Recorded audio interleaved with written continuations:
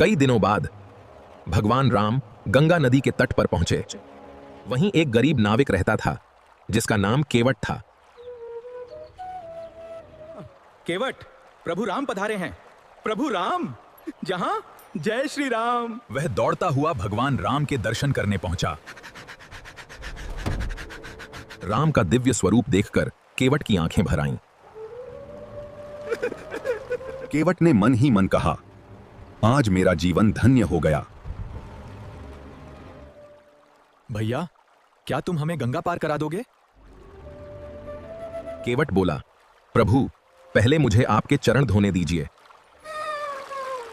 लक्ष्मण यह सुनकर आश्चर्यचकित रह गए।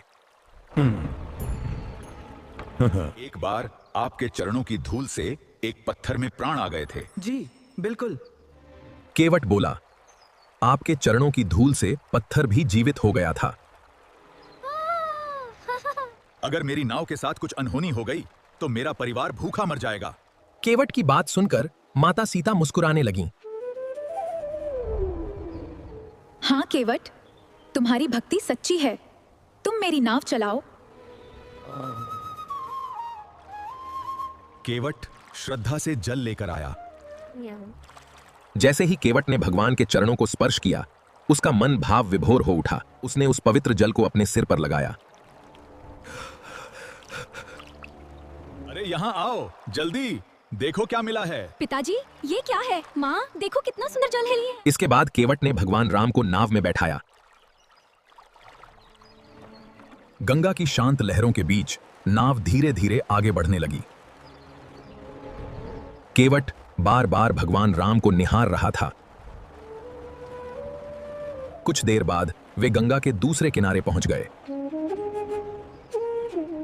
ये अंगूठी ही है मेरी आखिरी कमाई, इसे स्वीकार करो।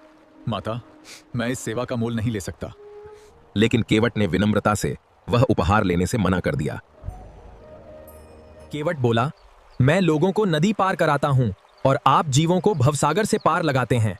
केवट की सच्ची भक्ति देखकर भगवान राम भावुक हो गए। भगवान राम ने प्रेम से केवट को गले लगा लिया।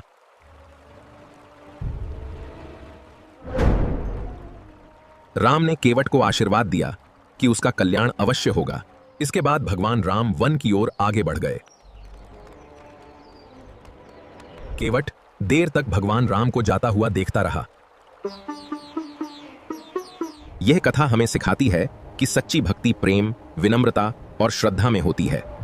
तो भक्तों, अगर यह कहानी आपको अच्छी लगी हो तो हमारे चैनल को लाइक, शेयर और